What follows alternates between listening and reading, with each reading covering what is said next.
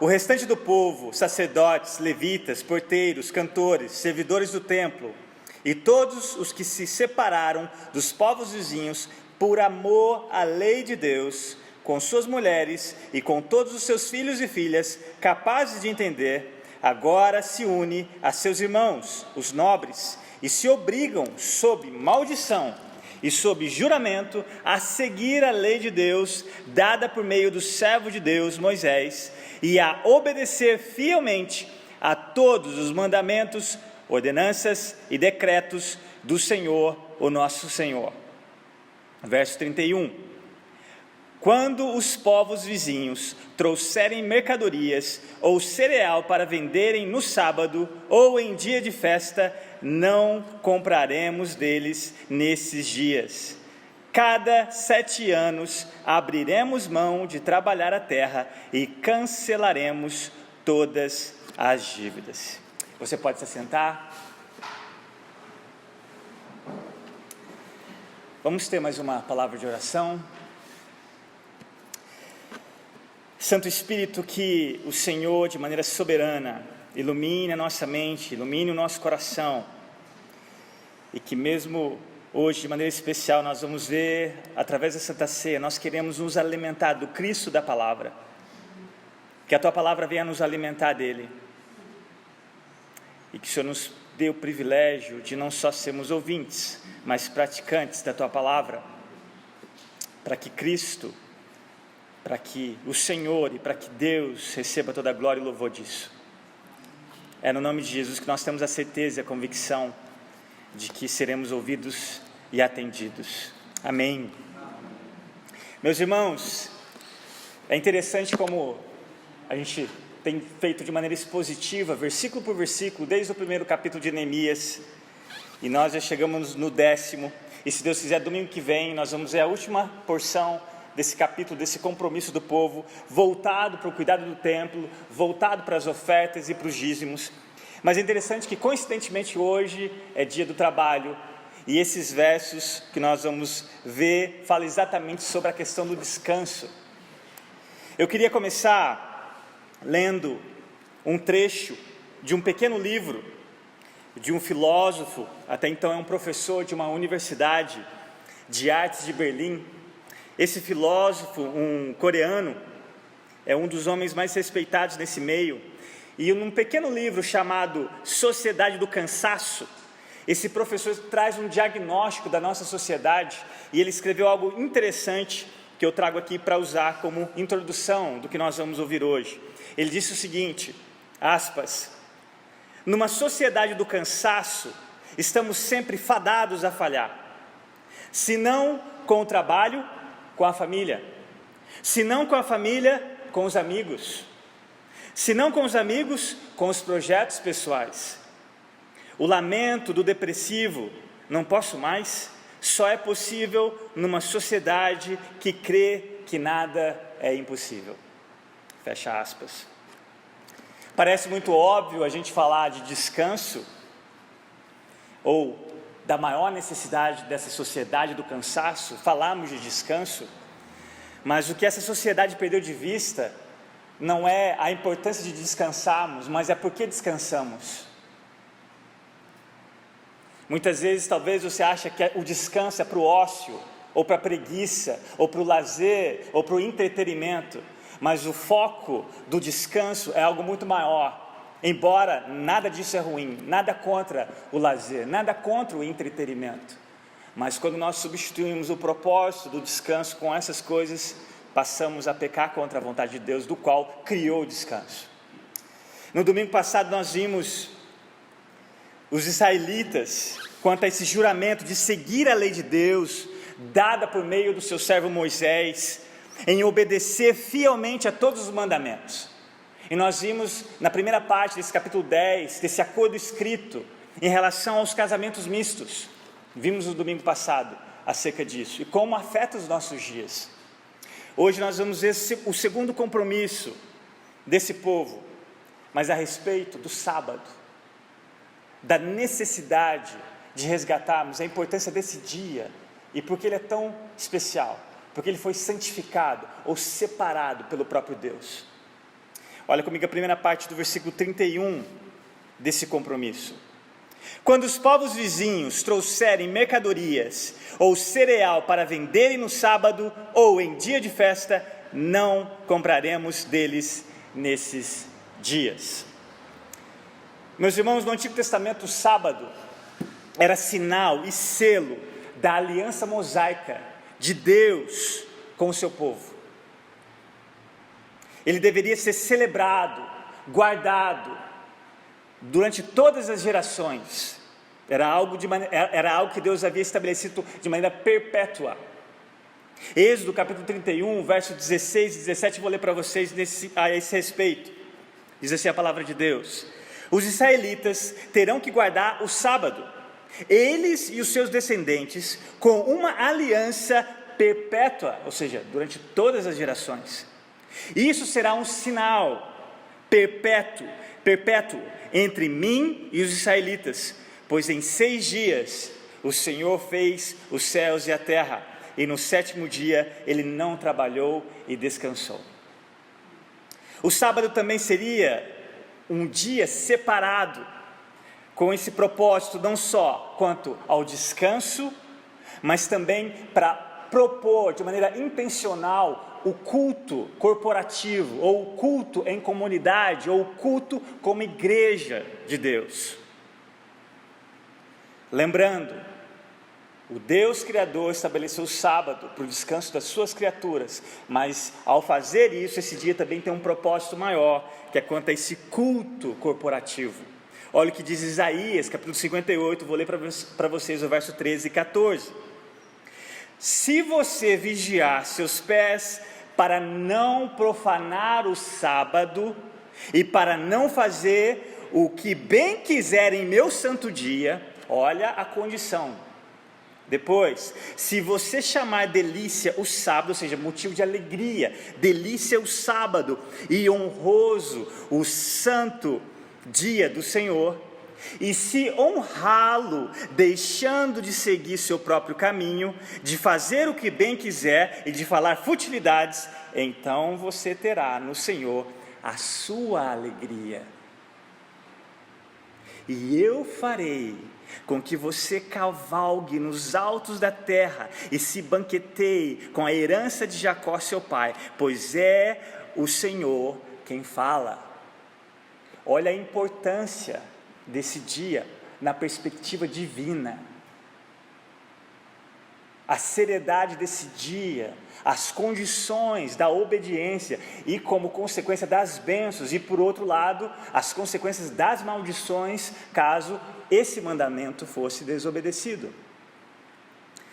Nós vemos nesse texto, nesse livro de Neemias, os muros em ruínas, a primeira leva de israelitas voltando à terra prometida para restaurar o templo, a centralidade do qual a cidade precisa existir, onde Deus é o centro.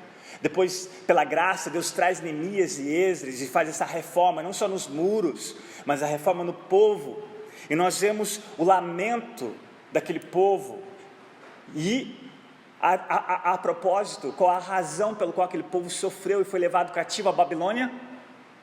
Ezequiel, um dos contemporâneos desse período de exílico, olha o que ele disse no capítulo 20, versículo 13, acerca desse dia que Deus santificou. Ezequiel 20, versículo 13: o povo de Israel, no entanto, se rebelou contra mim e não quis obedecer a meus decretos no deserto. A obediência lhes teria dado vida, mas não seguiram meus estatutos. Além disso, preste atenção, profanaram meus sábados. Meus irmãos, eu vou falar algo que talvez você não precisa concordar, e quem vai ouvir esse áudio mais tarde pode achar que eu sou maluco, mas eu creio que uma das maiores maldições do nosso país ainda é porque nós insistimos no dia do Senhor colocar campeonato brasileiro de futebol. Ao invés do dia santo ser uma oportunidade de enchermos as igrejas, nós estamos enchendo os estádios. E eu não sou contra futebol, tem o seu lugar. Se você olhar para a história da Inglaterra, vocês vão ver o que os puritanos fizeram na Constituição daquele país, ao fazer com que um decreto fosse estabelecido para que no dia do Senhor as pessoas tivessem a moderação quanto ao entretenimento. E nós não só temos a maldição de ser um país ainda conhecido como a terra do carnaval, nós ainda temos, nesse sentido, de desobedecer esse dia sagrado, como a terra do futebol. Eu creio que nós precisamos pedir pela graça de Deus, para que as nossas gerações possam conhecer o Brasil do Senhor, e não do futebol, embora nada contra o futebol, repito. Me entristece saber que a maior audiência da semana é no domingo, não para assistir um culto ou a palavra ser pregada, mas para nós idolatrarmos um esporte que até então não tem mudado nada na nossa nação. Pelo contrário, você tem o direito de pensar o contrário, mas eu acredito, eu desejo uma nação muito maior do que nós somos hoje. E essa nação só vai começar a ser a nação que Deus quer que sejamos quando nós colocarmos Ele no centro, e não o futebol, e não o carnaval, e não seja qual for a razão pelo qual nós somos chamados como brasileiros.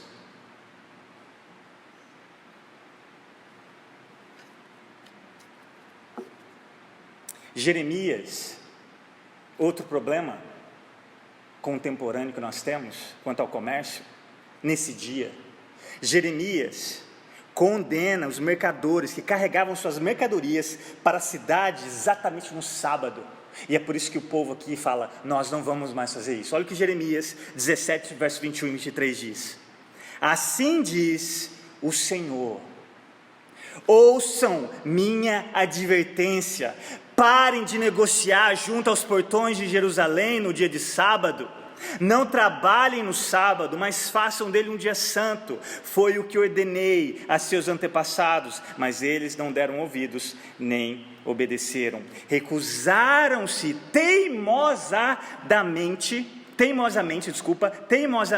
a prestar atenção e não aceitaram a minha disciplina. Observem que a própria terra também precisava de um descanso. Olha a segunda parte do verso 31.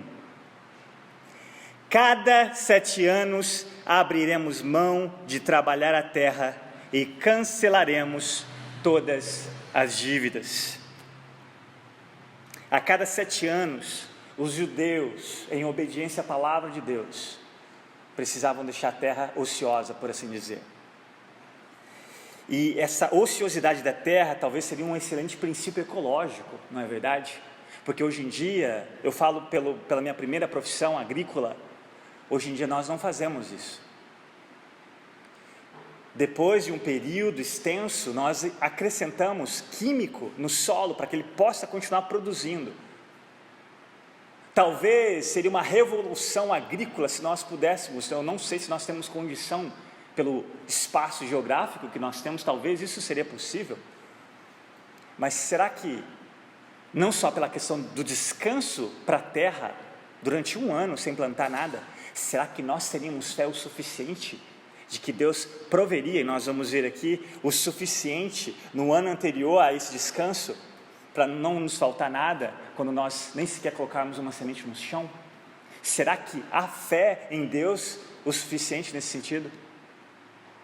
A cada 7 anos, eles precisavam simplesmente parar os seus arados, os seus animais, não colocar uma semente sequer no solo, não só pelo descanso da terra, mas aqui algo muito mais profundo, eles precisavam confiar de que Deus seria fiel em fazer com que não faltasse nada naquele período, onde eles não fizessem absolutamente nada, simplesmente confiassem em Deus. Você pode ver detalhes a esse respeito lá em Levítico capítulo 25, mas não só isso, eles já não vão trabalhar o solo para alimentação e para venda, porque gerava a questão econômica, era aquilo que eles plantavam para comer e o que sobrava vendiam, mas também observe que na segunda parte do verso 31, eles precisavam cancelar as dívidas.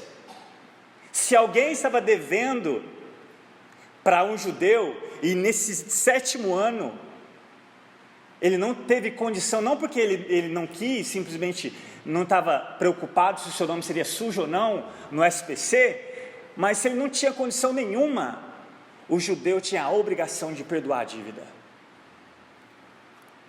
Não só a questão do solo, mas também a mão de obra. Tudo isso culminando a depender apenas de uma pessoa, do próprio Deus. E olha que interessante, se no 7º ano você não planta nada, o que você vai fazer até esperar o 8º para plantar? O que você faz? Confia. Confia no quê? Na palavra de Deus. Ouça o que Deus prometeu para o seu povo em Levítico 25, verso 20 e 22, a esse respeito. Talvez vocês perguntem, o que comeremos no 7º ano, uma vez que não temos permissão de semear, nem de colher nesse ano? Eu perguntaria isso, e Deus responde a pergunta. Podem ter certeza de que no 6º ano, eu lhes enviarei a minha bênção, de modo que a terra produzirá o suficiente para, não só um ano, 3 anos. Para o 8º ano, e quando você estiver no 9º, você ainda vai estar tendo a bênção da colheita desse ano que Deus havia se comprometido em prover. Ele continua, no 8º ano, quando semearem seus campos, ainda estarão comendo da colheita farta do 6º ano. De fato, ainda estarão comendo dessa colheita, quando fizerem a nova colheita no 9º ano. Se você estivesse lá, você confiaria em Deus o suficiente para obedecê-lo? Olha a bênção da obediência, não só acerca de um ano, meus irmãos. Deus... Eu gosto muito dessa frase de Martin Lloyd-Jones. Ele vai dizer assim, que Deus tem uma disposição muito maior em nos abençoar do que você tem em receber a bênção. E isso é claro nesse texto. Ele não vai abençoar apenas para você ter o suficiente para um ano. Ele vai abençoar para você ter o suficiente 3 vezes mais. Mas isso exige obediência. Isso exige fé, confiança. A ponto de você não fazer nada, a ponto da sua terra não fazer nada, e a ponto de você perdoar quem quer que esteja te devendo, para você nem colocar sua confiança no dinheiro, mas no provedor, o único e verdadeiro provedor. Mas a minha pergunta, e eu gostaria de responder para você nessa noite, o que esse texto, hoje, no Dia Internacional do Trabalho, o que esse texto tem para nos dizer? Para nós, uma sociedade do século 21. A menos que defendamos que o 4º mandamento, guardar o sábado é 4º mandamento, tá? Daquele decálogo, de Êxodo capítulo 20, a menos que defendamos que o 4º mandamento não aplica mais para nós, se você tem alguma defesa bíblica que isso não aplica mais a nós, tá? Que eu acredito que esse não é o caso. Jesus ele não veio para abolir o antigo, ele veio para cumprir, inclusive agora a gente vai entender o significado desse 4º mandamento. Então é algo legítimo você se ocupar desse pensamento. Por que nós precisamos guardar esse dia? Porque é necessário guardarmos esse dia, especialmente na nossa sociedade do cansaço. Primeira coisa importante é os aspectos cerimoniais dessas festas, quanto ao sabático ou dia de sábado.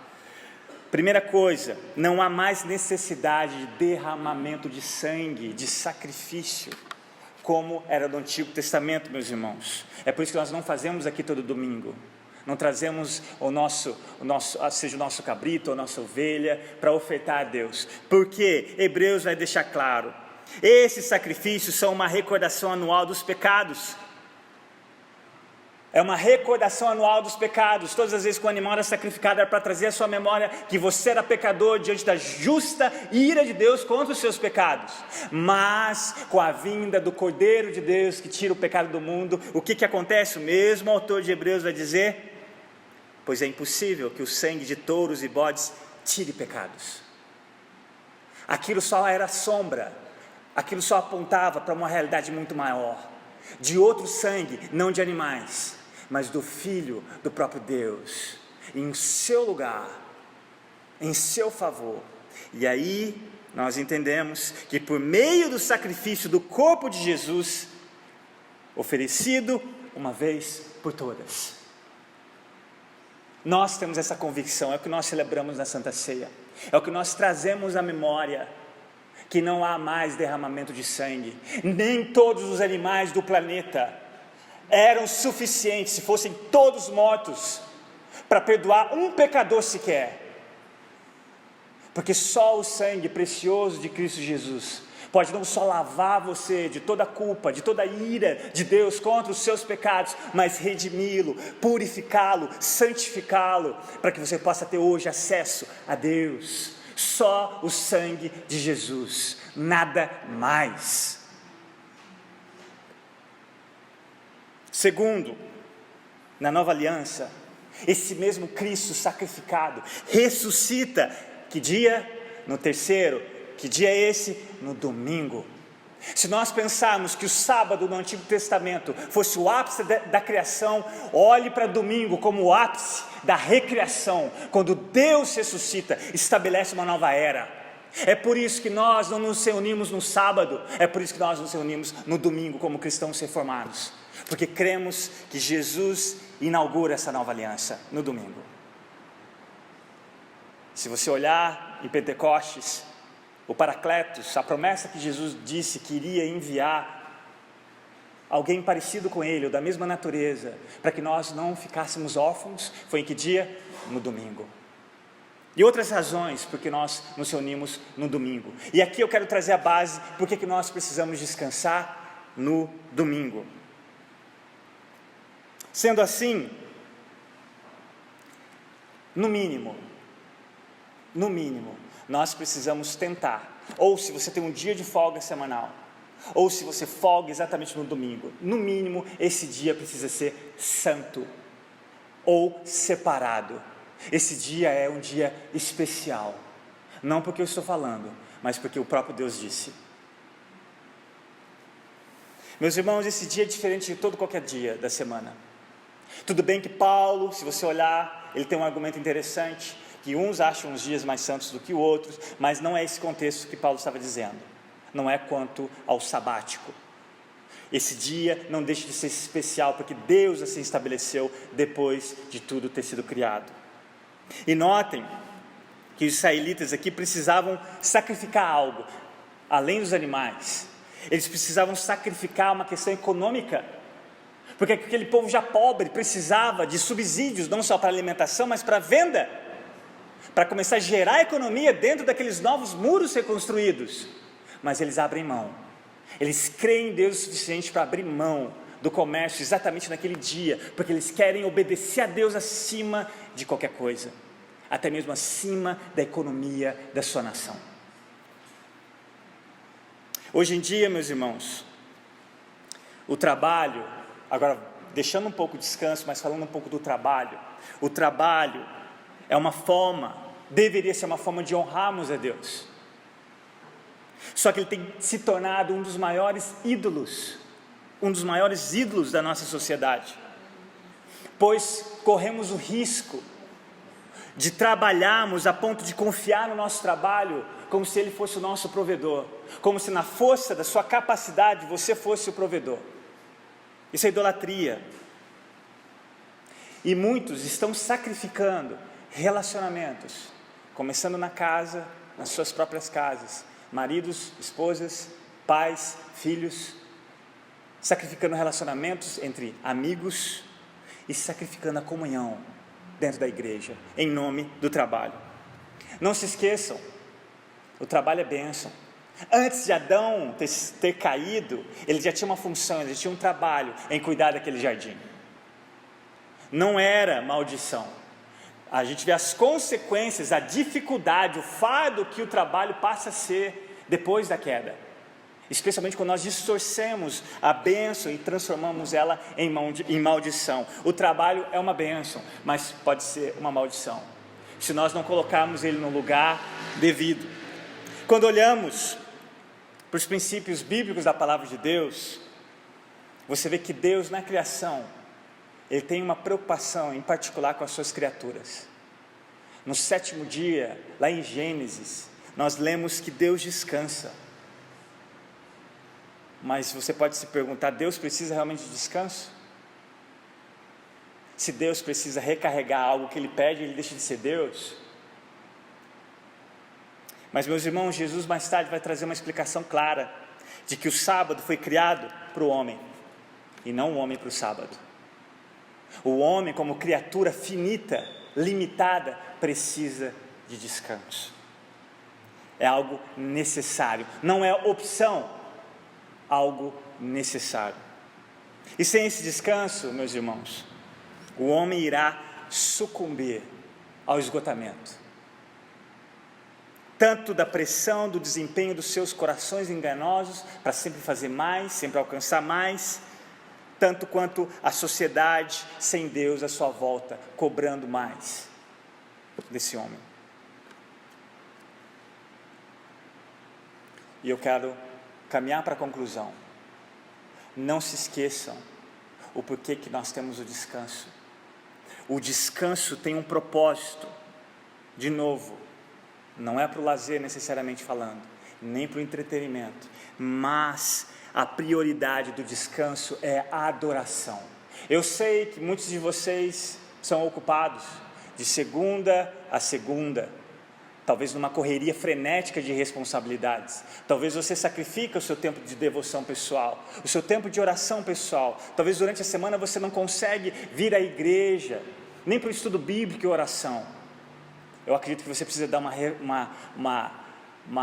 como que eu vou dizer, reavaliar a sua agenda e ver quem verdadeiramente é o centro da sua agenda. Mas digamos que você tem essa responsabilidade enorme, e mesmo na sua folga, você vai fazer o quê? Tentar recuperar aquilo que você não conseguiu durante os outros dias. Você está sacrificando o dia do Senhor. Isso não é bênção, meus irmãos, isso é maldição. Você está, financeiramente falando, você está colocando num saco furado, sem contar que as suas energias, a sua saúde, você não está investindo em nada que é eterno. Porque nada que você faça, mesmo que seja o bem, se você não faz buscando a glória de Deus, você está perdendo o seu tempo.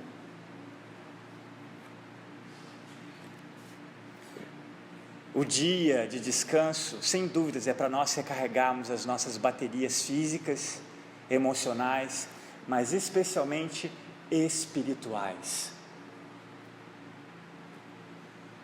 Eu vou ler um enxerto do pastor Hernandes Dias Lopes. Ele diz algo muito interessante acerca desse dia sagrado. Ele diz assim, abre aspas: um dos sinais de todo reavivamento da história é a volta à observância do dia do Senhor. Nesse dia não se deve comprar nem vender, não se deve negociar nem buscar lucros. Hoje, porém, o comércio está abrindo aos domingos. Os crentes estão buscando no dia do Senhor tanto trabalho quanto outras atividades afins.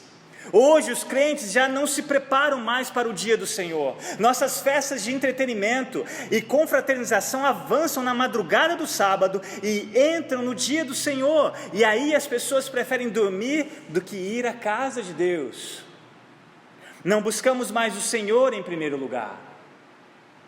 A busca do lucro ou do lazer, em vez da busca da piedade, pode ser um grande laço espiritual. E por essa porta que começa a secularização da igreja. Fecha aspas. Eu quero encerrar com algumas perguntas. Eu quero que você faça dessas perguntas algo pessoal. Não pense no seu vizinho.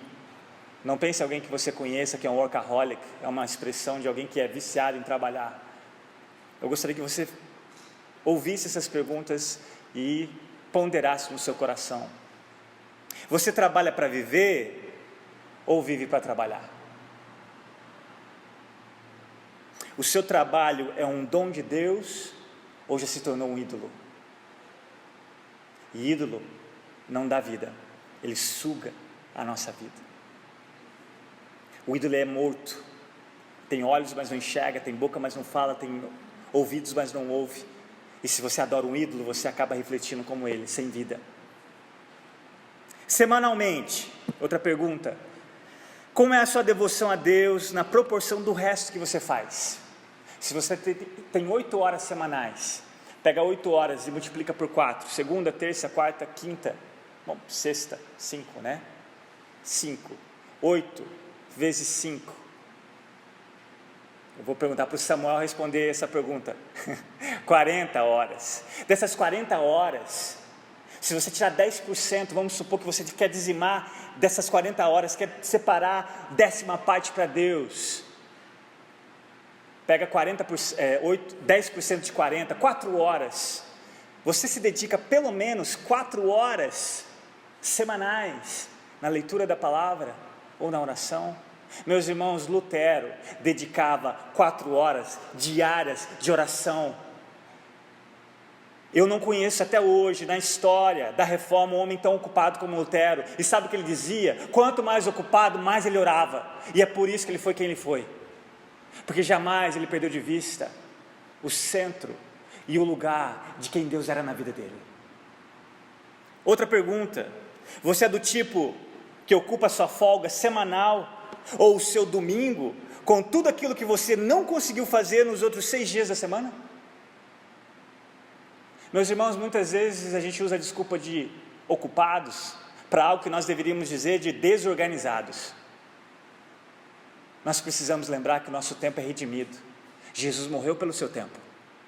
Você vai prestar conta da maneira com que você utiliza o seu tempo, especialmente com futilidade, especialmente com coisas que não edificam você, muito menos aqueles ao seu redor. Se você começar, faz isso, eu vou te dar uma dica muito prática. Se você pegar o seu dia, pega uma segunda ou pega uma terça e coloca de 15 em 15 minutos desde a hora que você acorda. É uma lista cansativa, mas vale a pena. Pega se você levanta às 6, pega 6. Se você dorme às 10, coloca às 10. E coloca 6 e 15, 6 e meia, 6 e 45, 7, 7 e 15. E vai até às 10 da noite. E a cada 15 minutos escreva lá, coloca no alarme no seu telefone. De 15 em 15 minutos. Escreva o que você está fazendo. De 15 em 15 minutos. Você vai ver quanto nós desperdiçamos o nosso dia com aquilo que não tem nada a ver. Faz isso, você vai ficar impressionado. Aí você não vai ter mais a desculpa de dizer que não tem tempo. E cá entre nós, as pessoas mais ocupadas sempre têm tempo. Eu não sei se você já percebeu isso. Pessoas que realmente são ocupadas, elas sempre organizam espaço na agenda delas. Os desorganizados nunca têm tempo para nada, muito menos para Deus. Última pergunta para você. Na verdade, última de duas, a penúltima. Quem de fato é o provedor e senhor da sua casa? Porque se você descansa, você reconhece que é limitado e você confia que, na verdade, como cantamos, o Senhor é o autor de toda a bênção. Você não respira, você não pensa, os seus neurônios agora, o seu coração bate agora, ou se você comeu um lanche antes de chegar aqui, toda essa complexidade química dentro do seu corpo, você não está controlando nada, é o Senhor pela sua providência e graça, e nada que você tenha, nada que você faça, que você não recebe constantemente da mão desse Deus. E se você não confia o suficiente nele para descansar, a sua teologia é uma teologia equivocada. Você precisa aprender o que significa soberania de Deus. Última pergunta, clássica: você descansa? Eu vou encerrar com as palavras de Jesus, e eu gostaria que você as ouvisse como se fosse para você, como se fosse para mim.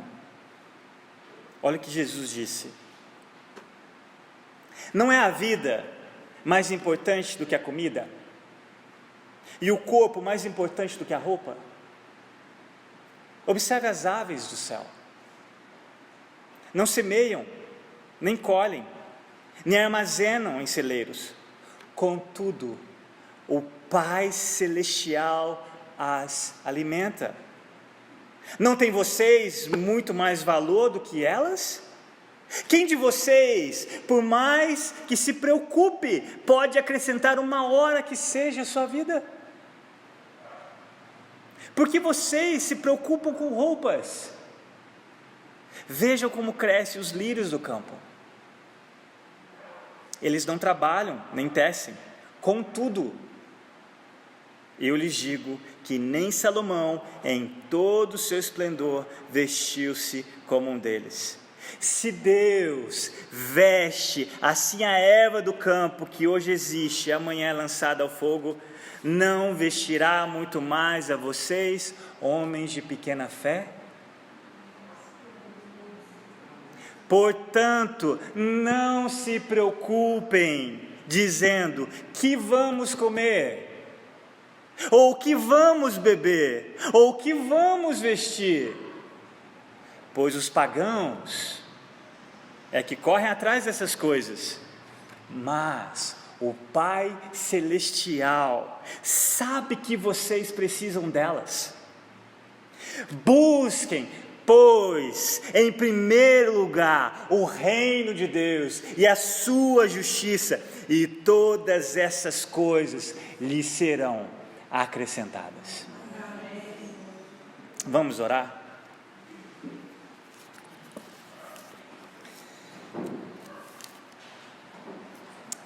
Pai, nós te damos graças pela Tua palavra, Senhor, pois ela é vida, ela é a espada que sonda os nossos intentos mais íntimos, é ela que ilumina os intentos dos nossos corações, desconhecidos até mesmo por nós. Pai, nós te agradecemos pelo trabalho, e hoje nós comemoramos esse dia. E que interessante poder celebrar o dia do trabalho descansando no dia do Senhor. Pai, ajuda-nos como filhos teus a resgatarmos a importância do descanso. Sabemos que não é pecado descansarmos num dia que não seja domingo, pois muitos de nós talvez tenham uma agenda ou trabalhem em algum local onde a folga é semanal, mas aquele dia é o dia do Senhor nas nossas vidas. Aquele dia precisa ter essa adoração pelo qual o dia existe, cultuar o Senhor, devoção ao Senhor e descanso total das nossas atividades em relação ao trabalho, confiando no Senhor como provedor. Pai, nós pedimos, começa na Tua igreja, elimina de nós esse secularismo, livra-nos dessa sociedade cansada, Senhor. E muitas vezes estamos gastando energia com aquilo que não tem nada a ver com o Teu reino, não estamos priorizando o Teu reino, a Sua justiça. Pai, ajuda-nos a sermos um povo diferente, ajuda-nos a realmente resgatarmos a comida ao redor da mesa, ajuda-nos a resgatar o culto familiar ao redor da mesa, ajuda-nos, Pai, a termos tempo com as nossas esposas, com os nossos maridos, com os nossos filhos, a fazer do entretenimento ou do lazer algo intencional como a adoração ao Senhor. Pai, livra-nos de uma agenda frenética, idólatra, que rouba de nós a devoção pelo menos de um dia da semana, intencionalmente falando, Pai, especialmente no domingo. Pai, faz da nossa nação uma nação diferente. Pai, uma nação que não faz o seu dia um dia secular, onde a popularidade do domingo, ou a audiência da TV brasileira está voltada não à adoração ao Senhor, mas a um esporte qualquer que seja. Oh Senhor, eu não sei quantas gerações dos meus filhos, mas eu não sei talvez da geração dos filhos dos meus filhos, quem sabe um dia, eles poderão contemplar um domingo, onde uma nação inteira para cultuar o Senhor, e feliz será essa nação, cujo Deus é o Senhor. Pai, que nós sejamos e desejamos essa nação, porque o Senhor é digno. O Senhor é digno de redimir a nação brasileira, restabelecendo a centralidade de quem Tu és, especialmente a devoção ao Senhor, ao Cristo que é Senhor também do sábado. É no nome dEle que nós oramos e Te agradecemos, Pai. Amém.